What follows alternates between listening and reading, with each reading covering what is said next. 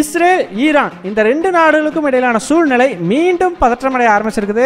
இதற்கு முக்கிய காரணம் எல்லாருக்குமே தெரிஞ்சிருக்கும். இஸ்ரேல் அரசாங்கம் நேற்று பேருக்குன்னு சொல்லி ஒரு தாக்குதலை ஈரான் மேல நடத்த முயற்சி பண்ணாங்க. ஸோ இந்த மாதிரி ஒரு பக்கம் இஸ்ரேல் அரசாங்கம் ஈரான் மேல தாக்குதல் நடத்த முயற்சி பண்ணும் பொழுதே இன்னொரு பக்கம் இஸ்ரேல் பிரதமரான பெஞ்சமின் நெத்தன்யாஹுவுக்கு எதிராக அரெஸ்ட் வாரண்ட் ஒன்று பிறப்பிக்கப்பட வாய்ப்பு இருக்கிறதா சொல்லப்படுது. ஸோ இந்த வீடியோல நம்ம என்ன பார்க்க போறோம் அப்படின்னா, பெஞ்சமின் நெத்தன்யாஹுவுக்கு எதிராக அரெஸ்ட் வாரண்ட் பிறப்பிக்கப்பட காரணம் என்ன, அப்படி அவர் என்ன பண்ணிட்டாருங்கிறத பார்க்க போறோம். கூடவே ஈரானும் இஸ்ரேலும் இப்படி மாத்தி மாத்தி தாக்குதல் நடத்திக்கிட்டாலுமே நம்ம கண்ணுக்கு தெரியாத ஒரு அண்டர் கிரவுண்ட் கம்யூனிகேஷன் அப்படிங்கிறது இந்த ரெண்டு நாடுகளுக்கும் நடுவில் இருந்திருக்குது. அது என்ன அப்படிங்கிறத பத்தியும் இந்த வீடியோல ரொம்பவே டீடைல்டா பார்த்துடலாம். வீடியோவை லைக் அண்ட் சப்ஸ்கிரைப் பண்ணிக்கோங்க. வாங்க வீடியோக்குள்ள போயிடலாம். அறிவோம் தெளிவோம் உறவுகளுக்கு அன்பான வணக்கங்கள்.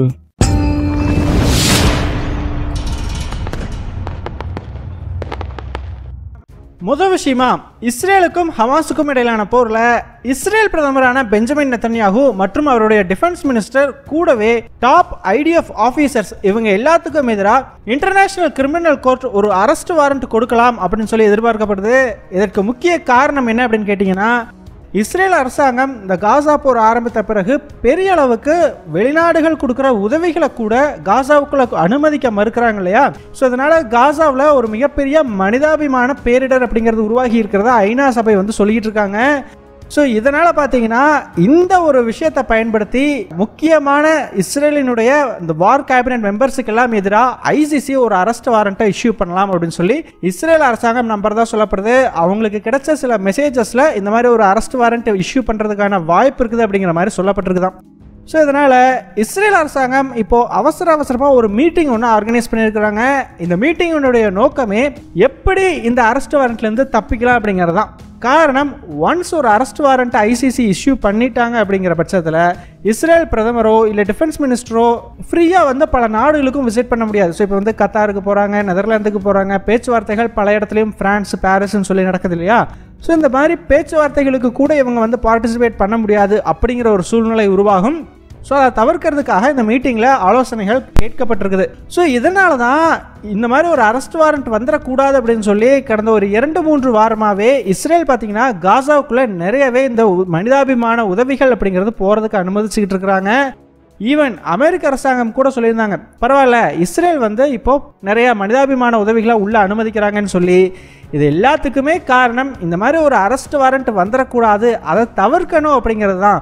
ஒருவேளை அப்படியே ஒரு அரெஸ்ட் வாரண்ட் கொடுக்கப்பட்டால் கூட அங்கே போயிட்டு இன்டர்நேஷனல் கிரிமினல் கோர்ட்டில் இந்த மாதிரி பார்த்தீங்கன்னா நாங்கள் ஒரு 2-3 வாரமாகவே நிறையா உதவிகளை உள்ளே அனுப்பியிருக்கோம், இனிமேல் இன்னுமே அதிகமாக அனுப்புவோம், ஸோ அதனால் அரெஸ்ட் வாரண்ட் இஷ்யூ பண்ணாதீங்க அப்படிங்கிற மாதிரி ஒரு கோரிக்கையை வைக்கிறதுக்கும் இஸ்ரேல் அரசாங்கம் முடிவு செஞ்சுருக்கிறதா தகவல்கள் வெளியாகி இருக்குது.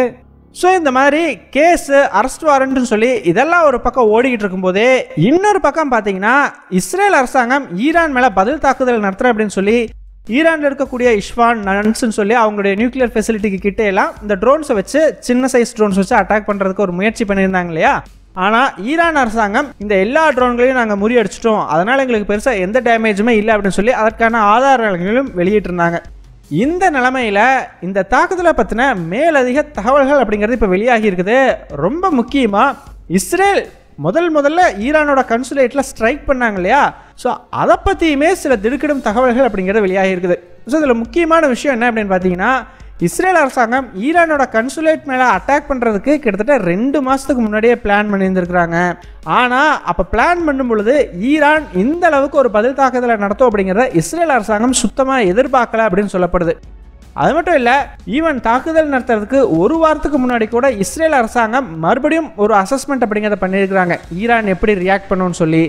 அப்போ கூட பெருசாக எதுவும் பண்ண மாட்டாங்க, மிஞ்சி போனால் ட்ரோன்ஸ் வச்சு அட்டாக் பண்ணுவாங்க அப்படிங்கிற மாதிரி மிகப்பெரிய தப்பு கணக்கை இஸ்ரேல் போட்டிருக்குது. ஆனால் தாக்குதல் நடத்தி முடிஞ்ச பிறகு தான் இஸ்ரேலுக்கு புரிய வந்திருக்குது, இல்லை பெருசாக ஒரு மிஸ்டேக் பண்ணிட்டோம், கண்டிப்பாக ஈரான் பெரிய அளவுக்கு தாக்குதல் நடத்துவாங்கன்னு சொல்லி. அப்போ தான் அமெரிக்க அரசாங்கத்தினுடைய உதவியை கேட்டிருக்காங்க. ஸோ அமெரிக்க அரசாங்கம் உடனடியாக ஈரான் கிட்ட பேசும்பொழுது அவங்களுக்கு ஒரு விஷயம் தெளிவாக புரிஞ்சுட்டு இருக்குது, ஈரான் கண்டிப்பாக அட்டாக் பண்ண போகிறாங்க அப்படின்னு சொல்லி.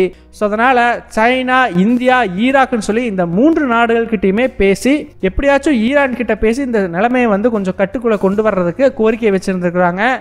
ஆனால் யார் பேசியுமே இங்கே எதுவும் பண்ண முடியல, ஈரான் அட்டாக் பண்ணுவோம் ஆனால் பெருசாக எதுவும் டேமேஜ் இல்லாமல் பார்த்துக்குறோம் அப்படிங்கிற மாதிரி சொல்லியிருந்துருக்குறாங்க. அதே மாதிரி தாக்குதல் நடத்தும் பொழுது ஓமன் அரசாங்கத்தின் வழியாக அமெரிக்கா கூட ஈரான் அரசாங்கம் தொடர்புலேயே இருந்திருக்கிறாங்க. கிட்டத்தட்ட இந்த ட்ரோன் தாக்குதல்லாம் கிட்டத்தட்ட 30லிருந்து 45 நிமிஷம் வரைக்கும் நடந்திருக்கலாம். ஸோ அந்த 45 நிமிஷமும் அமெரிக்க அரசாங்கமும் ஈரான் அரசாங்கமும் கம்யூனிகேஷன்லேயே தான் இருந்திருக்கிறாங்க, தாக்குதல் நடந்துகிட்டு இருக்கவே. ஸோ இந்த விஷயம் இப்போ தான் வெளியே வந்திருக்குது. ஸோ இந்த மாதிரி தாக்குதல் நடத்தி முடிச்சதையுமே இஸ்ரேல் அரசாங்கம் ஈரானுக்கு எதிராக ஒரு பதிலடி தாக்குதல் நடத்தலாம் அப்படின்னு சொல்லி ஆல்ரெடி அப்ரூவ் பண்ணி சில பிளான்ஸ் அப்படிங்கிறத ரெடியாக வச்சுருந்துருக்குறாங்க. ஆனால் அமெரிக்க அரசாங்கம் இல்லை, நான் அதுக்கெல்லாம் சப்போர்ட் பண்ண மாட்டேன் அப்படின்னு சொல்லி மறுத்ததையுமே வேறு வழி இல்லாமல் அந்த பிளான்ஸ் எல்லாம் தூக்கி ஓரமாக வச்சுருந்துருக்குறாங்க. ஆனாலுமே கூட இஸ்ரேலுக்கு பார்த்தீங்கன்னா இது பெரிய ஒரு என்ன சொல்கிறது ப்ரெஸ்டீஜ் ப்ராப்ளமாக வந்து மாறிடுச்சு. ஏன்னா ஈரான் தன்னுடைய சொந்த மண்ணிலேருந்தே இஸ்ரேல் மேலே தாக்குதல் நடத்திட்டாங்க. ஆனால் இஸ்ரேல்னால எதுவும் பண்ண முடியல அப்படிங்கிற மாதிரி வந்துடும் இல்லையா. ஸோ இதனால தான் இஸ்ரேல் அரசாங்கம் என்ன பண்ணியிருக்கிறாங்கன்னா பதில் தாக்குதல் நடத்தணும். ஆனால் அப்படி பதில் தாக்குதல் நடத்தும் போது அது ஈரானை பெரிய அளவுக்கு சுரண்டி பார்த்த மாதிரியோ சீண்டி பார்த்த மாதிரியோ இருந்துடக்கூடாது அப்படிங்கிறத பிளான் பண்ணியிருந்துருக்குறாங்க. அதனால தான் மினி சைஸ் ட்ரோன்ஸை வச்சு ஈரான் மேலே தாக்குதல் நடத்தினதா சொல்லப்படுது. ஸோ இந்த மாதிரி மினி சைஸ் ட்ரோன்ஸை வச்சு தாக்குதல் நடத்தும் பொழுது அதை ஈரான் பெருசாக எடுத்துக்க மாட்டாங்க இல்லையா.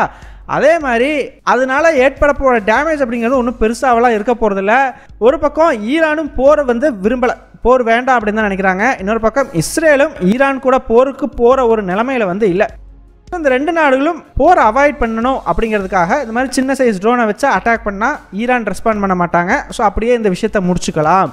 ஈரான் அட்டாக் பண்ணதுக்கு நம்மளும் திரும்பி தாக்குதல் நடத்தின மாதிரி இருக்கும் அப்படின்னு சொல்லி இஸ்ரேல் பிளான் பண்ணி தான் இந்த சின்ன சைஸ் ட்ரோன்ஸ் அப்படிங்கிறத பயன்படுத்தி தாக்குதல் நடத்துறதுக்கு முயற்சி பண்ணியிருந்திருக்கிறாங்க.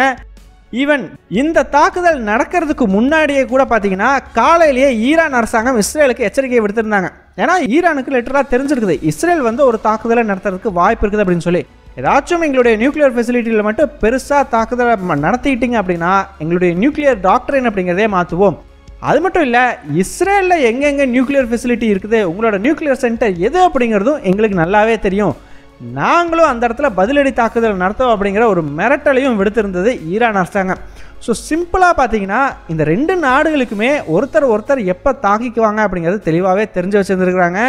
அது மட்டும் இல்லை, ஒரு போர் வந்துடக்கூடாது அப்படிங்கிறதுக்காக இந்த ரெண்டு சைடுமே சின்ன சைஸ் தாக்குதல் அப்படிங்கிறது தான் ஒருத்தர் மேலே ஒருத்தர் மாற்றி நடத்திக்கிட்டு இருந்திருக்கிறாங்க. ஸோ இதோட இந்த பிரச்சனை அப்படிங்கிறது சுமூகமாக முடிஞ்சிடும் அப்படிங்கிறத நம்புவோம். ஸோ என்ன நடக்கும் அப்படிங்கிறத வெயிட் பண்ணி பார்த்தா தான் தெரியும்.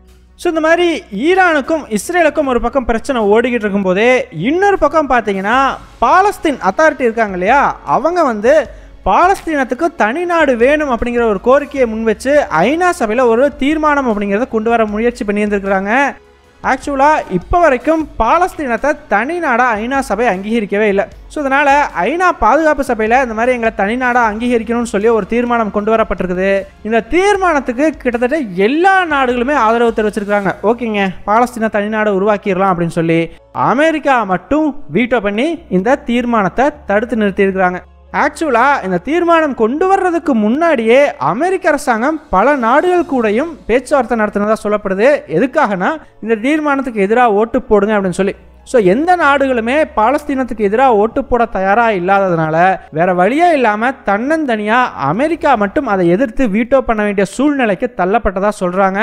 ஸோ இது வந்து பலரும் இப்போ எதிர்க்க ஆரம்பிச்சிருக்கிறாங்க. காரணம் என்னன்னா, அமெரிக்காவே ஒரு பக்கம் நாங்கள் பாலஸ்தீனத்துக்கு தனிநாடு உருவாக்கி கொடுக்குறோம், அங்கே வந்து ஒரு அத்தாரிட்டியோ இல்லை ஒரு கவர்மெண்ட்டையோ நாங்கள் ஏற்படுத்துகிறோம் அப்படிங்கிற மாதிரி சொல்லிட்டு இருக்காங்க. இன்னொரு பக்கம் அவங்களே பார்த்தீங்கன்னா அதற்கு வீட்டோவும் பண்ணி பாலஸ்தீன தனிநாடை அந்த ஒரு அப்சர்வர் ஸ்டேட்டாக இருக்கிற அந்த நாட்டை மெம்பர் ஸ்டேட்டாக ஐநா சபையில் மாற்றுறதுக்கே அனுமதி கொடுக்க மாட்டேங்கிறாங்க அப்படிங்கிற ஒரு குற்றச்சாட்டு வைக்கப்படுது. அது மட்டும் இல்லை, பல நாடுகள் கூட பேச்சுவார்த்தை நடத்தினது மட்டும் இல்லாமல் பாலஸ்தீன் அத்தாரிட்டி கூடயுமே பேச்சுவார்த்தை நடத்தி இருந்திருக்குது அமெரிக்கா. ஸோ இந்த மாதிரி வந்து தீர்மானம்லாம் வேண்டாம் அப்படின்னு சொல்லி, ஆனால் பாலஸ்தீன் அத்தாரிட்டி அதை கேட்கல அப்படிங்கிற மாதிரி சொல்கிறாங்க. ஸோ இது வந்து எந்த அளவுக்கு உண்மை அப்படிங்கிறது தெரியல. காரணம், பாலஸ்தீன் அத்தாரிட்டி இப்போ புதுசாக நியமித்தது எல்லாமே அமெரிக்க அரசாங்கம் தான். யார் யார் என்னென்ன போஸ்டிங்கில் இருக்கணும்னு சொல்லி அமெரிக்கா சொன்னால் கண்டிப்பாக கேட்பாங்க. மேபி அமெரிக்கா சொன்னதை அவங்க கேட்கல அப்படிங்கிற மாதிரி ஒரு பிம்பத்தை கிரியேட் பண்ணுறதுக்காக கூட இந்த மாதிரி ஒரு விஷயம் கொண்டு வரப்பட்டிருக்கலாம். ஸோ இதற்கான பதில் எல்லாமே நம்ம காத்திருந்து பார்த்தோம் அப்படின்னா தான் தெரியும். காலம் தான் பதில் சொல்லணும். ஸோ அமெரிக்கா கிட்ட எதுக்குப்பா வீட்டோ பண்ணீங்க அப்படின்னு கேட்டதுக்கு அமெரிக்கா என்ன காரணம் சொல்லியிருக்கிறாங்கன்னா, ஐநா பாதுகாப்பு சபையில் தீர்மானம் கொண்டு வர்றதன் மூலமாக பாலஸ்தீன தனிநாட்டை உருவாக்க முடியாது, பாலஸ்தீன் அத்தாரிட்டியும் இஸ்ரேல் அரசாங்கமும் பேச்சுவார்த்தை நடத்தி தான் அப்படி ஒரு தனி நாட்டை உருவாக்க முடியும், அப்போதான் அது சரியாக இருக்கும் அப்படிங்கிற மாதிரி அமெரிக்கா ஒரு விளக்கத்தை கொடுத்துருக்குறாங்க. ஸோ ஃபைனலாக நீங்கள் என்ன நினைக்கிறீங்க? அமெரிக்கா கொடுத்த விளக்கம் சரியா? பாலஸ்தீனுக்கு தனி நாடு உருவாக்கணும் அப்படின்னா இஸ்ரேல் கூட பேச்சுவார்த்தை நடத்தி தான் உருவாக்கணுமா, இல்லை ஐநா சபையில் தீர்மானம் கொண்டு வரதன் மூலமாகவே உருவாக்கலாமா? உங்களுடைய கருத்து என்ன அப்படிங்கிறத மறக்காமல் கமெண்ட்ஸில் சொல்லுங்கள். எங்கள் டெலிகிராம் சேனல் லிங்க் டிஸ்கிரிப்ஷனில் கொடுக்குறோம். இன்ட்ரெஸ்ட் இருக்கிறவங்க ஜாயின் பண்ணிக்கோங்க. ரொம்ப முக்கியமான செய்திகள் அதில் பகிரப்படும். வீடியோ பிடிச்சிருந்ததுன்னா லைக் பண்ணிக்கோங்க, சப்ஸ்கிரைப் பண்ணிக்கோங்க. இதன் மூலமாக எங்களுடைய வீடியோஸ் இன்னும் நிறைய பேர்த்துக்கு போய் சேரும். முடிஞ்சால் உங்களுடைய ஃப்ரெண்ட்ஸுக்கிட்டையும் நிறைய ஷேர் பண்ணிக்கோங்க. இது எங்களுடைய உழைப்புக்கு நீங்கள் கொடுக்குற ஒரு ரிவார்டாக இருக்கும். நன்றி.